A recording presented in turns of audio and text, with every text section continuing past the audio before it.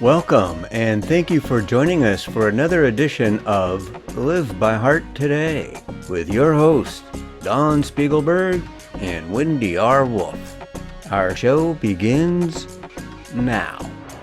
Streaming from Retro Earth Studio and brought to you by Jazz Piano Pro Essentials. Learn to play jazz piano like a pro in 12 weeks. We Are Historically. Conscious Brand Apparel. It's time for the next episode of Live by Heart Today. Hello, and welcome to the Live by Heart Today show number 34. This is a show designed to help you navigate change, uncertainty, and the new world we found ourselves living in. We'll talk a little bit about science, a little bit about how our body works, a little bit about intuition, and we'll talk a lot about transformation. I'm Dawn Spiegelberg, a posture therapist and coherence coach. We're focusing on being proactive, and today's theme is gratefully alive. With me for today's Heart to Heart is my co-host, Wendy R. Wolf, a professional transformation facilitator. Welcome, Wendy. Hi, Dawn. I'm just realizing I was about to say, so I will. I'm so grateful to be here on this show, Gratefully Alive. Grateful people talk so much about actively, consciously being grateful. And I believe it is a great practice. It's a great muscle. It also is a really wonderful trailing indicator of the investment that we're making in our lives. Like, I just live in gratefulness. I haven't had gratefulness as a practice. It's just like I live in so much gratefulness out of the practices that I have been doing, which you would call live by heart. Yes. So I feel like this is such an important, yes, it's a wonderful practice, hooray. And it's also a very useful indicator of how our mindset, how our choices, what we're investing in our lives, what the fruit of that is. You're making a very good point. An indicator would be looking at cause and effect. So the effects that you experience have a cause. And when you identify what the causes are, and in some cases, a cause can be a live by heart experience, a live by heart perspective, the kinds of things that we do to live by heart. And then the result is gratitude, objectivity, certainty, freedom. Those are all the things that come out of living by heart. So, and of course, given what today is in the United States, living gratefully, I think, is one way that we fulfill what our purpose is. I don't think we were meant to live in pain and suffering. I think that's an option, but I don't think that is necessary, that we can choose to live outside of those things. And you certainly are a testament to making the shift, making changes. Yes. Last week, we talked a little bit about the things that we do on a regular basis that put us on a path, the path that we get to choose. And I mentioned brushing teeth and waking up at a certain time, and you talked about watching the sun rise. And in these patterns and habits that we develop for ourselves, the experience that we get as a result of that is certainly living in gratitude, gratefully living. Mm-hmm. Yes. And some of what you're talking about, the pointing to suffering is part of the game. Pain is part of the game. But like the question is, how long does it take me to respond to that? So, and we've talked before about the Four Noble Truths, is it? Yes. Yeah. And that life is suffering, and how do I navigate that? How do I dance with that? Because we were talking you and I were talking earlier with Rusty about how life has changed, and I'm just noticing there's always loss every moment, every day, every week. There's the big losses, but then there's this constant loss. And how do we navigate that? And I've talked before in the show about my practice this year about, okay, noticing where the pain is, noticing them in pain, and being willing to shift. And what it makes space for is a more comfortable life and a more life full of the fruit that is so good. But in the old days, I was overwhelmed, and there's so many reasons. Like there's the whole empath shtick of like feeling everybody else's pain and carrying their backpacks and trying to solve their problems, which never works. Yeah, because your eyes are on their page and you've snuck over and you're driving in their lane rather than driving in your own lane. Yeah. So I was like, truly, literally, I was depressed for most of my adult life until I started the practices I do now. And when I wasn't, I was melancholy a lot. And also, I want to point out a little bit of the melancholy you may have been experiencing may also have been due to some of the physical, I'll call them ailments that you were dealing with. Yeah, but yes, more emotional, honestly. But yeah, I had physical ailments, but like that wasn't the core of the problem. I mean, well before that, I had a hard coming up when I was young, and I had a lot to clear. And but the point is, I was carried away with my own and other people's emotions. So your disposition was more melancholy in general? Oh, very much. And I didn't know what hope was, and et cetera, et cetera. But and while we're talking about empaths, I have a series coming up starting December for empaths, just by the way. But, wonderful. What's it called? Empowered Empaths. Oh, that's wonderful. So, but the point is, like, all of us have all these things we can fill our lives with. The suffering and the pain and the fear and the drama and the shame, and right, we can get so full with these things. Yes. That like gratefulness is like, all right, well, maybe over here in the corner, I could fit some. But as we start to move out some of these gigantic disturbances in our space, like it leaves, like gratefulness I feel like it just flows in. It's a way to talk about it. I think you're right. When we make room for the disturbances, because let's face it, reality is reality, right? There's so many things happening right now that are uncomfortable, that are we're not happy with. We'd like a different outcome, so everyone is experiencing that.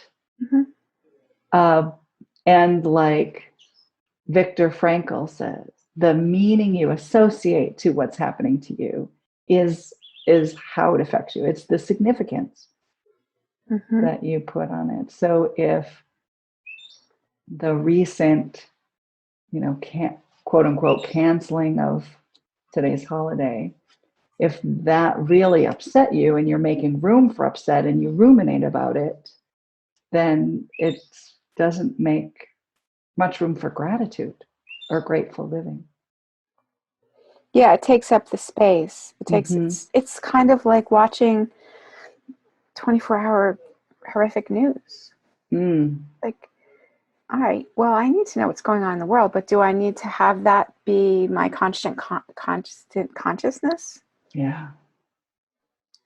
Some people do, and that's fine, but I don't see really good fruit out of it.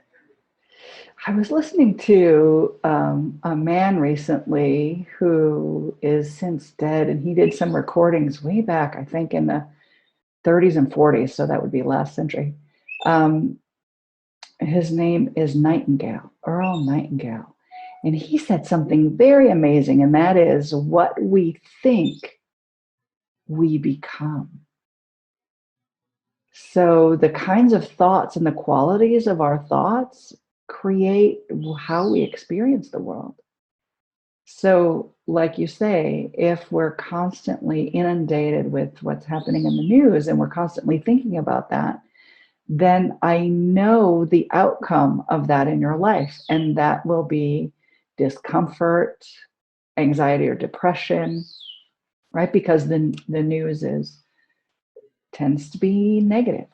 There aren't very many positives happening in the news or reported in the news. Mm-hmm. Yeah.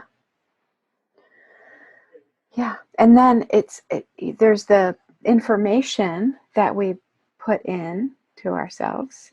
We've talked about this before. What do we call it? Oh, darn it.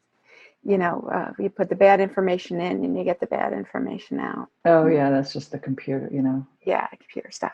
But also how we choose to process it where do I stand about it? Do I stand in, it's all happening to me? Do I stand in victim? Or do I stand in, and I had to learn this, it took me a long time, by the way, or do I stand in, like, I'm the driver of my car, I'm the captain of my ship? Do I, like, and when you were talking before, I was remembering Joseph Campbell in The Hero's Journey.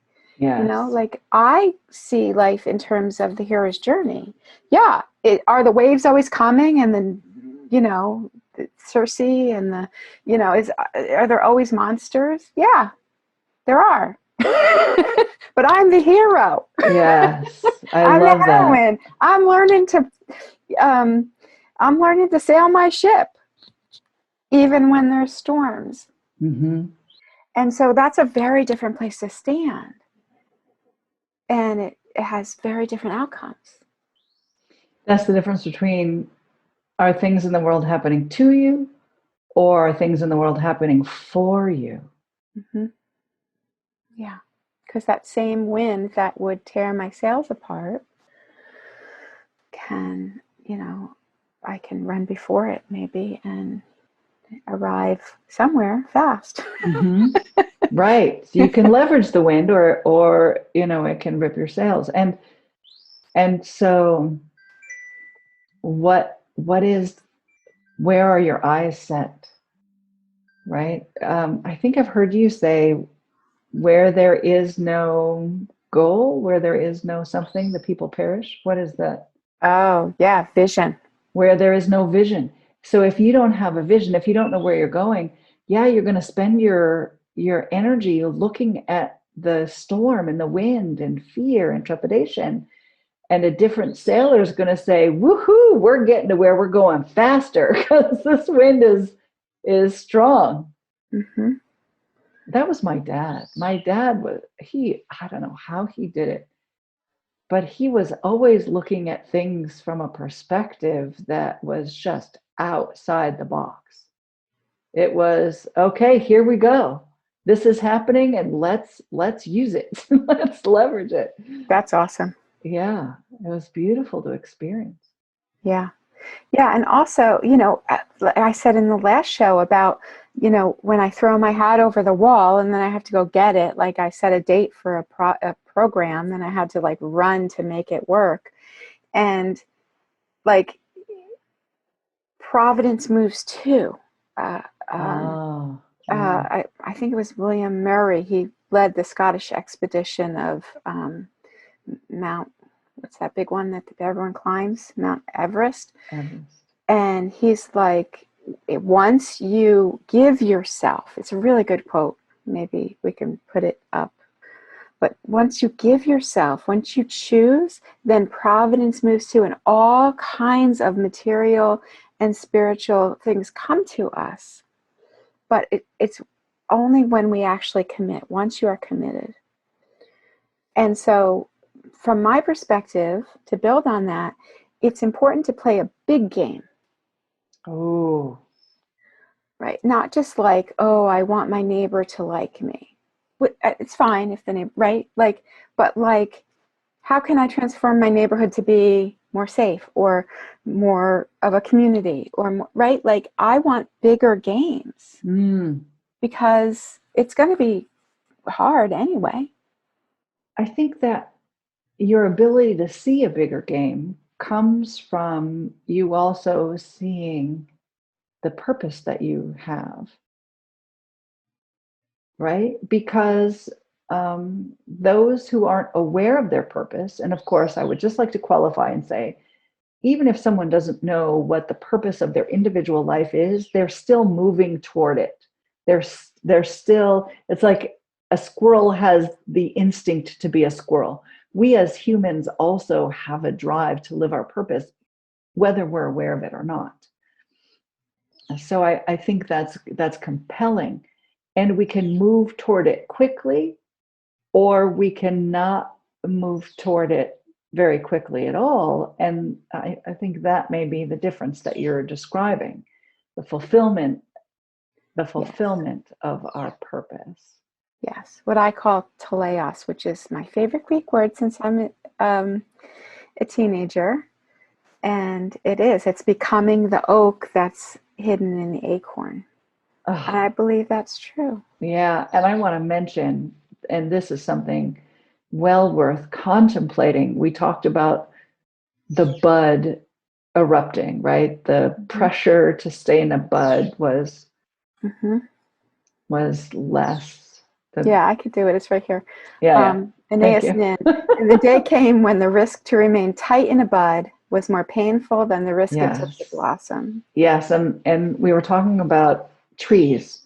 And I want to say that every seed on its path toward germination and full expression must split first. Every seed opens. Yes. So once where there was one seed, it becomes two halves. And this is where numerology comes in. It becomes two halves, and then a new thing arises out of that. Yes. A new thing arises, and that would be a root. The root that wasn't there before. And the root can only occur once the seed has split. Yes. And then, of course, right, the fourth thing is the stem that arises. And what's amazing about the stems I've been looking at, the stems that arise directly from the seed, is you can see the leaves jammed up, the leaves encased, and they're all wrinkled because they're jamming inside what's holding them, waiting, pushing to reach out. And this is all amazing and beautiful, and helps us understand that once we decide, once we make a choice, the hero's journey, right, has the heroic vision. Once we decide to step into our vision, then lots of things happen. The seed splits, a new thing happens, which may not be comfortable, but is necessary. And then the stem, which is uncomfortable but necessary. And then it becomes the tree. So beautiful. Bearing fruit. Yes. I was noticing that when you were talking about the splitting of the seed and the new this and that and the burying through the ground. I'm like, you know what? In our human experience, all that like is not fun usually. Painful. But like, can I be grateful in that? Like when we just moved, and I know we're going to talk about grief more coming soon to a theater near us, but like when we moved, on election day, when we were, the few days before that, when we were getting all ready, there was so much. I mean, I was excited to come here, but there's all this letting go and all this letting go of stuff and the life that we lived. And it was reminding me of the last couple big moves we made that were not what I expected to come out of them. And I kept singing. Kathy Mattea, I kept singing, I love life as we knew it. I just can't believe we threw it away. Bye bye, that's all there is to it. Life as we knew it ended today. Such a good song, right? Like, it's just like, but it's not happening to me. I'm choosing it. I'm grateful, but ow. A lot of ow. Right. And so can we honor all that and be grateful even as the seed is splitting? Yes. And the ow, I heard you say, you know, after you quoted the song, the ow was less sharp.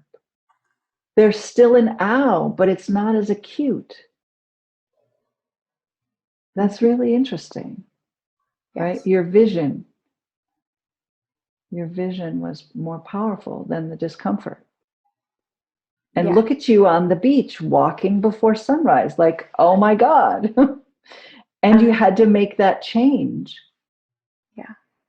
in order And to get to this beauty. I shed tears, and that's okay. Like, it's just so important. And when we talk about grief more, we'll talk about it. But like, can I feel it? Can I allow it? Like, yes, I was sad and I had tears and I'm like recognizing, like, there's joy and there's possibility and there's also ow. And I don't, you know, we talked about last time how I'm not the biggest fan of change. And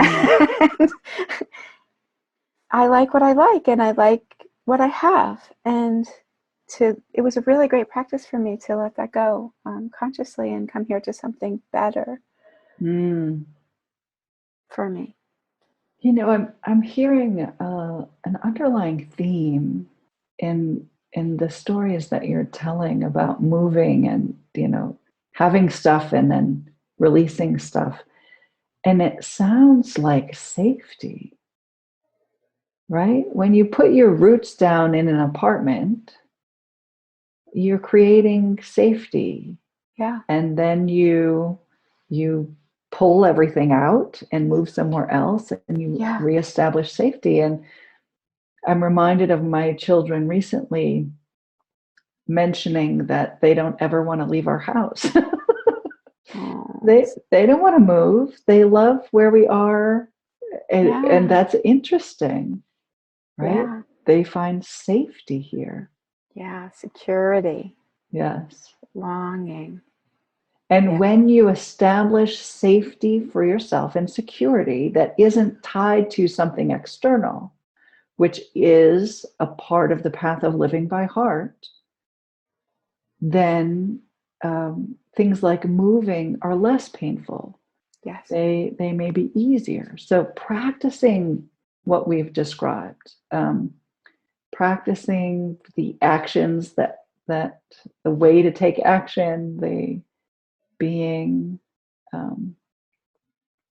what did we call it? Proactive, you know, all these things. It really creates the result of an amazing life, but that doesn't mean we're denying life.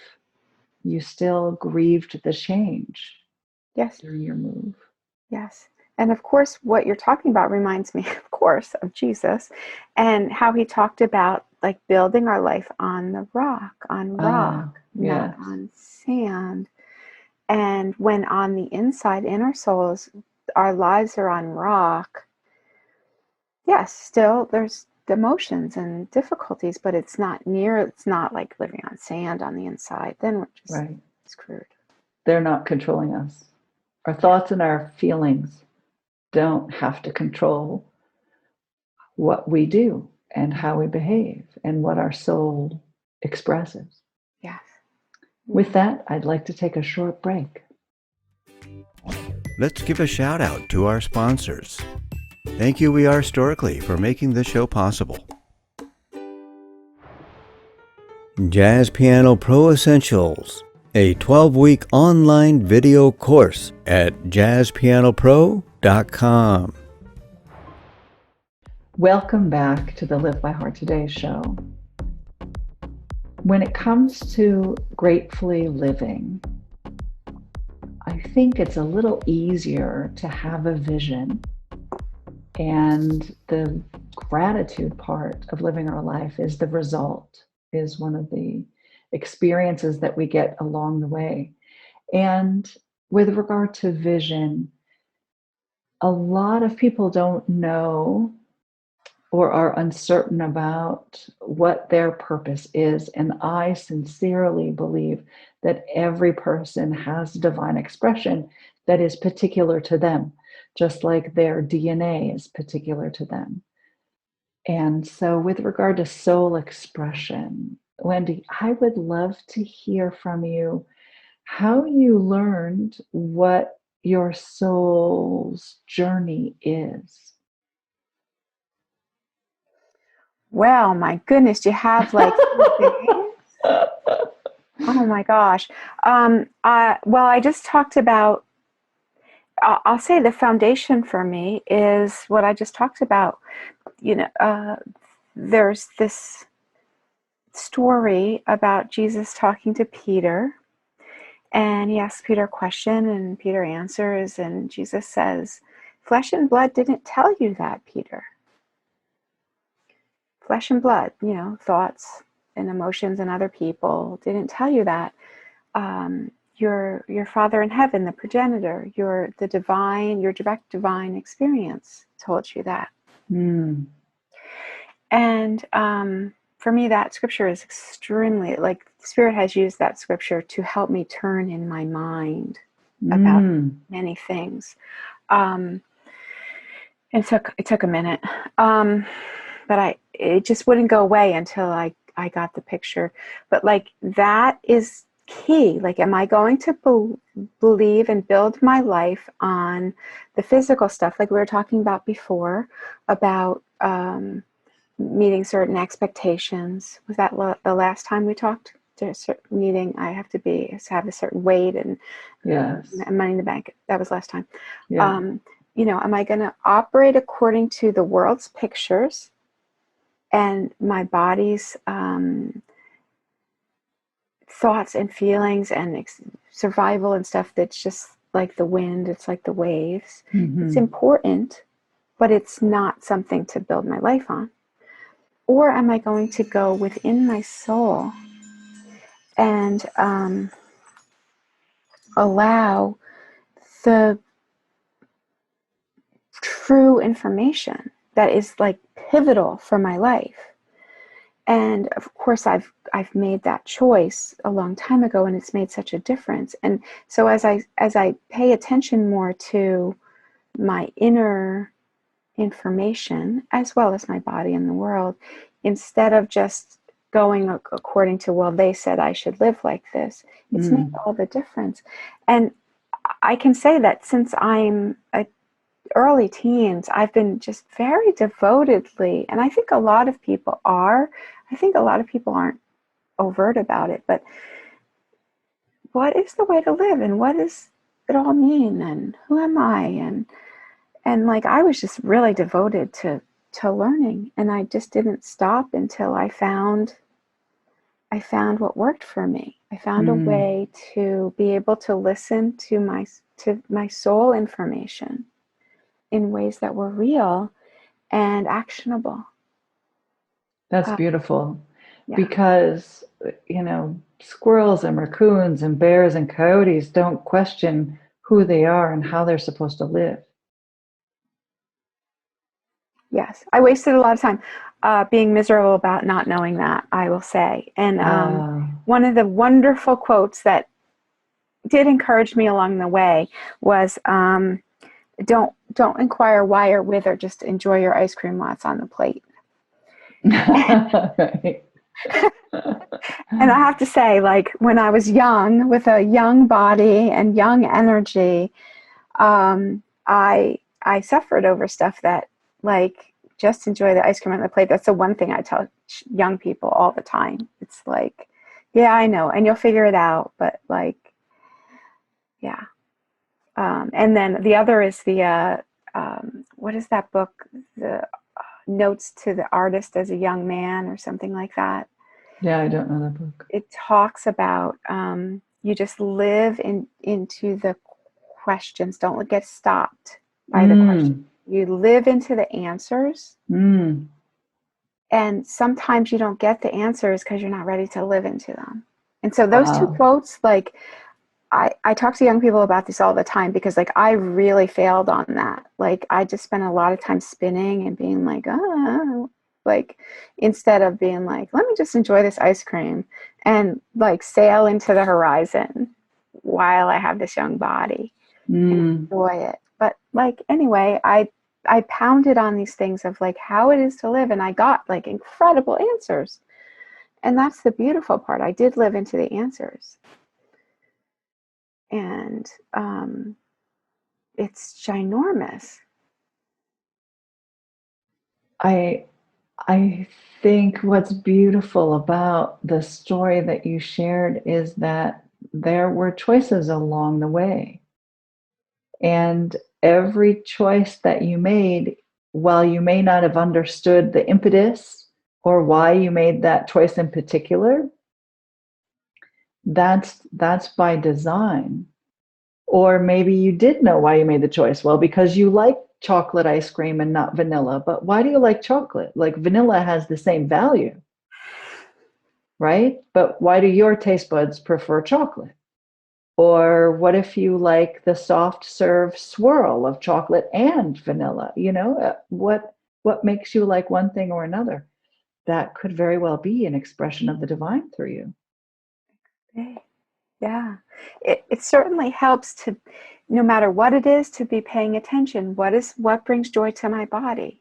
What brings joy to my soul? What brings joy to my divine connection? Like actually, well, Joseph Campbell says, follow your bliss.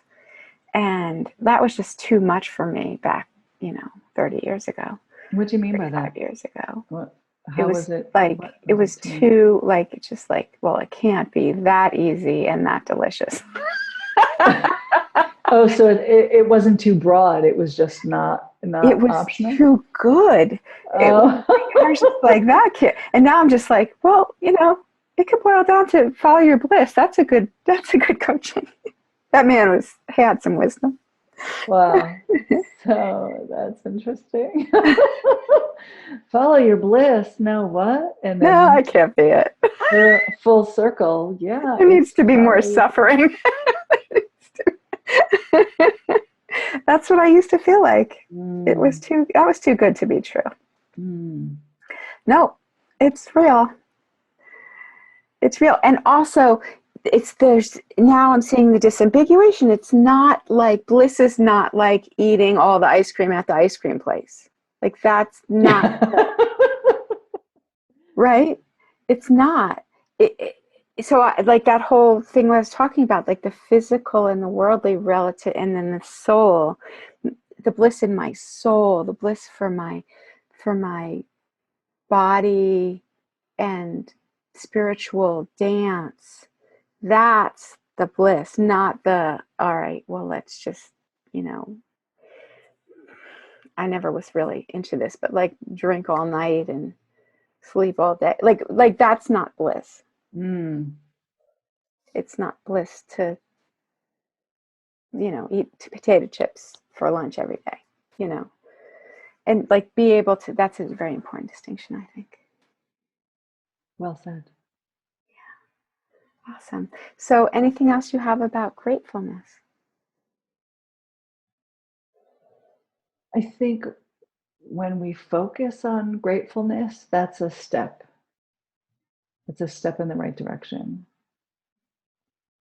And when we understand the vision, the bigger picture, then, like we mentioned, gratefulness is a natural result of moving forward. And that's not denying the hardships in life or the suffering that we experience. But even through it all, we can live a life well lived. Yes. I heard someone say recently, at the end of your life, what do you want them to have said about you? Do you want to look back and be happy about it, or will it bring more doubt and anxiety or disappointment? And you get to decide right now. Yes. Right now. Yeah. right now. And if I could say, Please. I'm loving the name of this show, Gratefully Alive, because for me, alive is the key. It's like the gift of life is mind-blowing. And I know that we as humans, we acclimate to practically anything. Yep. We have an almost unlimited capacity to take things for granted. Yes. But life is it's just completely amazing. And just to be able to be alive for 5 minutes and be here in this unbelievable world with these amazing souls and this amazing game and all these senses. I mean, it's just beyond. And we lose that. Yes. And we just, and we become acculturated to, well, that you just build on that, it's just like, no. Alive is a gigantic gift, and it's like statistically ridiculously unlikely. I heard someone say recently, you are the fastest sperm. Yeah, and first you got to be sperm, like there's the universe. Hello, I mean, it's the universe. Yeah. So anyway, what I like to, that's where I stand, and so I'm in constant awe. Like, I go dancing because I have a bladder that gets me up in the night at least once, usually twice or 3 times. So I have all this like time, and I look out at the stars, and I'm just like, dude, we're still here. This is all here. It's so amazing. And so, like, some people are like, glass half full, glass half empty. And I'm just like, I have a glass. Even if nothing's in it, I can have stuff. I have a glass. Like, we're alive. I can't express to you. I'm trying, but that we're here is grateful enough. Even if, and I've talked in the show about, like, I went through many torturous years of like extreme pain and inability to do anything. And, but I was alive. And even if it's torture, it's better than not alive. It's so good to be in this game here in this world. So I hope that lands. Beautifully said.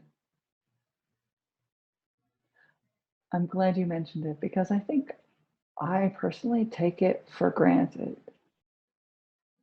that perspective. I wake up in the morning and I take big, deep breaths and I say, it's another day. What's today going to be like? And it feels like a whole new adventure, even though I'm doing the same thing. I'm waking up, I'm making my bed, I'm making breakfast. I still get excited about it. Yeah. It's wonderful. Yeah. So thanks for sharing, especially today. Yes. And blessed Thanksgiving to all. Yes. Thank you, Wendy. And thank you to everyone who joined us today. We'd like to hear from you if you have a quick minute. Give us some feedback. Leave us a comment. If our conversation spoke to you, please tell us about it. For more information about how you can live by heart, please go to livebyhearttoday.com. Like and follow this page and turn on notifications so you get information about every show. We're here every week on Thursdays at 4:44 Pacific time. From our heart to yours, we're creating a better tomorrow because we live by heart today. And that concludes this portion of Live by Heart Today! Thank you for watching. View more episodes on our YouTube channel. Don't forget to like and subscribe. Let's give a shout out to our sponsor. Thank you, We Are Historically, for your conscious brand apparel. Jazz Piano Pro Essentials. Learn to play jazz piano like a pro in 12 weeks at jazzpianopro.com.